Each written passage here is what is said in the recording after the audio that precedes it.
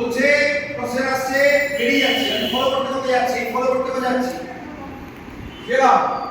আচ্ছা আরেকটা জিনিস দেখো, স্টেজে মার্কিং করা থাকবে, একটা আলো থাকবে, সেই আলোটা তোমাকে নিতে হবে। আলোটা এদিক থেকেও আসতে পারে, এদিক থেকে বা উপর থেকেও আসতে পারে, ঠিক আছে?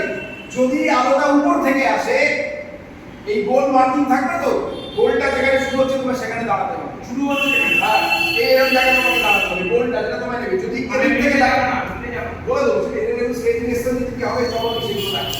আলোটা যদি তোমার এদিক থেকে আসছে, তোমাকে এইভাবে এই প্রোফাইলে দাঁড়াতে হবে, বা এদিক থেকে যদি এলো বা এখান থেকে যদি এলো, মার্কিংটা থাকবে।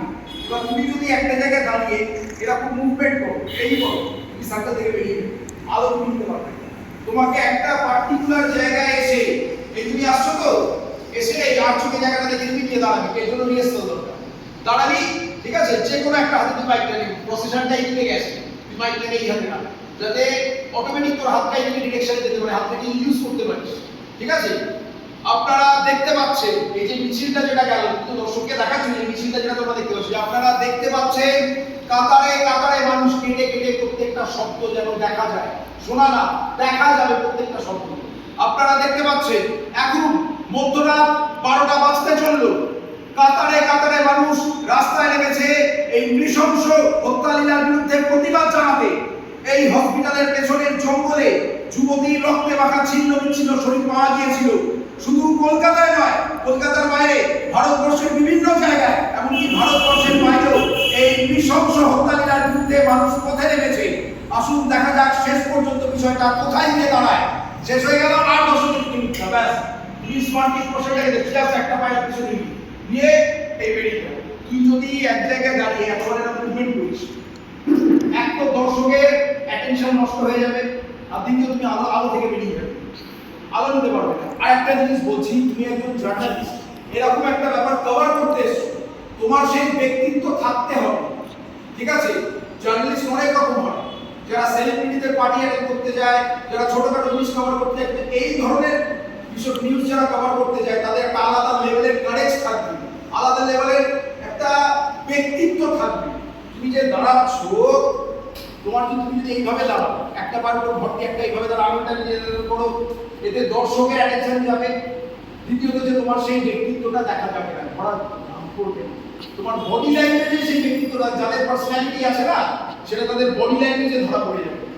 আমাদের মতো সাধারণ মানুষের প্রবলেমটা কি হয়, যখন আমরা কোনো সেরকম জায়গায় যাই, কিছু বলতে যাই, আমরা না খুব কনসিয়াস হয়ে যাই যে আমাকে কেরম দেখতে লাগছে, মানুষ কিভাবে আমাকে দেখছে, আমাকে দেখে আমার লোকে হাসছে না তো। আমরা যারা নিউকমার, যারা স্টেজে উঠি, আমাদের এই সমস্যাগুলো হয়।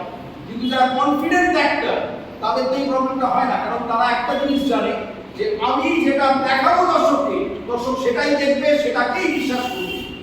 দর্শক ওটাই বিশ্বাস করতে বাধ্য।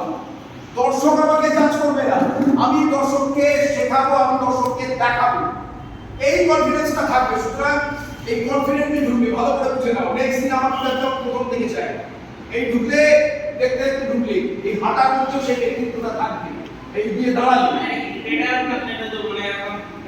খানিকটা তো স্পিড থাকবে, একটা প্রসেসরকে রিকভার করছো। এই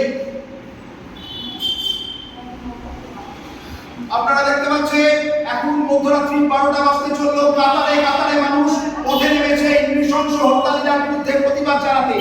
এই হসপিটালের পেছনের জঙ্গলে যুবতীর রক্তে মাখা ছিন্ন বিচ্ছিন্ন শরীর পাওয়া গিয়েছিল। শুধু কলকাতা শহরে নয়, কলকাতার বাইরে, ভারতবর্ষের বাইরে বহু জায়গায় মানুষ প্রতিবাদে নেমেছে। এখন দেখা যাক শেষ পর্যন্ত বিষয়টা কোথায় গিয়ে দাঁড়ায়। তুমিও কিন্তু প্রতিবাদ, তুমিও কিন্তু বিচার চাইতে এসছো। হ্যাঁ, এই যে নৃশংস ধর্ষণ যেটা ঘটেছে, তুমিও তার এগেইনস্টে প্রতিবাদ করতে এসছো। তোমার চোখে মুখেও সেই প্রতিবাদটা থাকবে, বুঝতে পারলাম? তোমার চোখে মুখে সেটা আগের থেকে এসছে, প্রথমবারের থেকে এসছে, আরো আসবে। চলো আরেকবার লাস্ট